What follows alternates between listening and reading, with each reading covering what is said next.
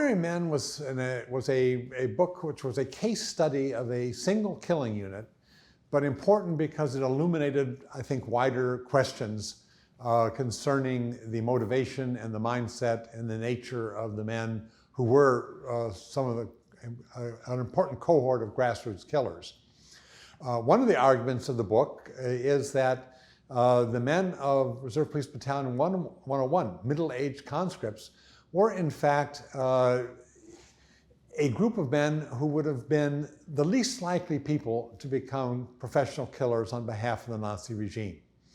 They were mostly working class, which meant this was the class that in greater proportions voted for the communists and the socialists. The Nazis had less success in winning over working class people than other classes in society. They came from Hamburg, and Hamburg was one of the cities the Nazis had trouble in. They referred to it disparagingly as Red Hamburg because the labor movement there was very strong. It was a cosmopolitan city with lots of sort of foreign influence, and it took them a lot of work to Nazify Hamburg.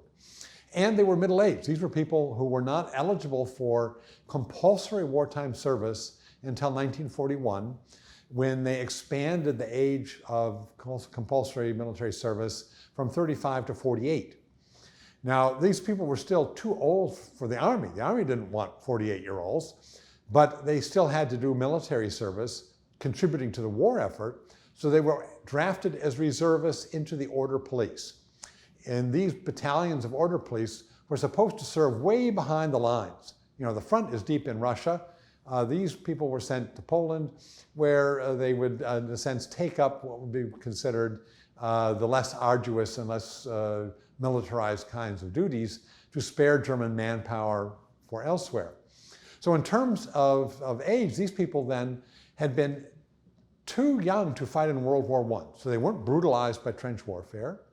They were too old to have been socialized by Nazi schooling, Nazi Hitler youth. Their formative period is Weimar democracy.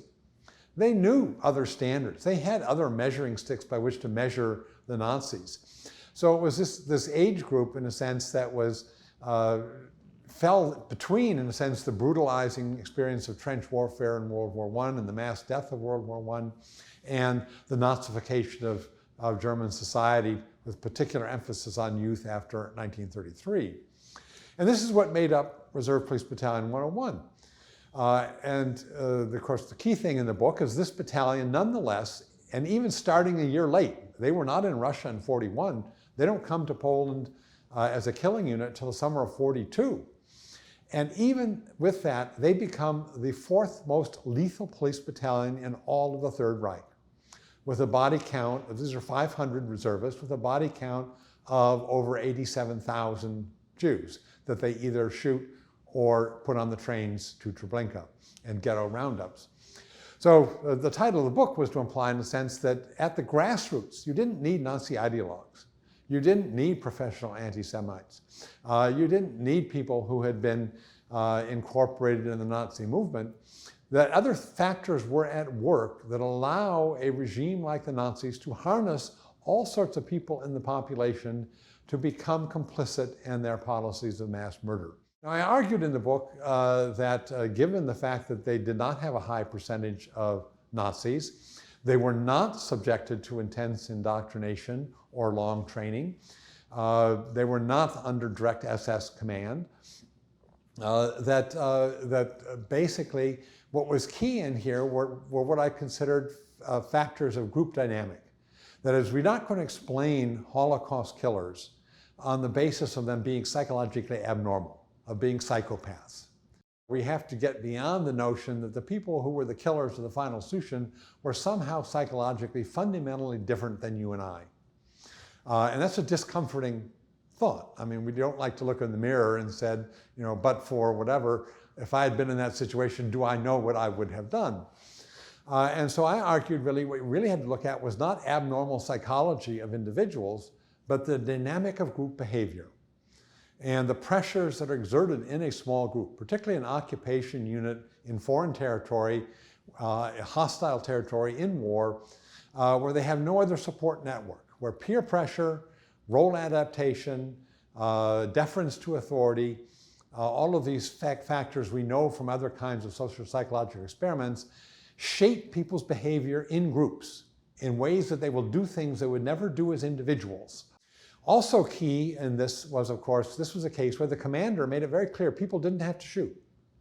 No one in this battalion could be coerced into joining the firing squads. That he made that clear from the very first day. So that people who did take part in the shooting did so for other reasons. And in the interrogations that I based my study on in the 1960s, 210 men of this battalion were interrogated in Hamburg in preparation for a trial. They didn't hide behind the normal alibi, I would have been killed if I hadn't done it, I was forced to do it, because everybody knew that the unwritten law of the battalion was, the major had set up that no one was forced to shoot. So they had to explain their behavior in other ways, which was why this was such an important case study. We got beyond that universal alibi of coercion, of duress. I had no choice, because these men did have choice. And we could then look at what were the factors that shaped their choice.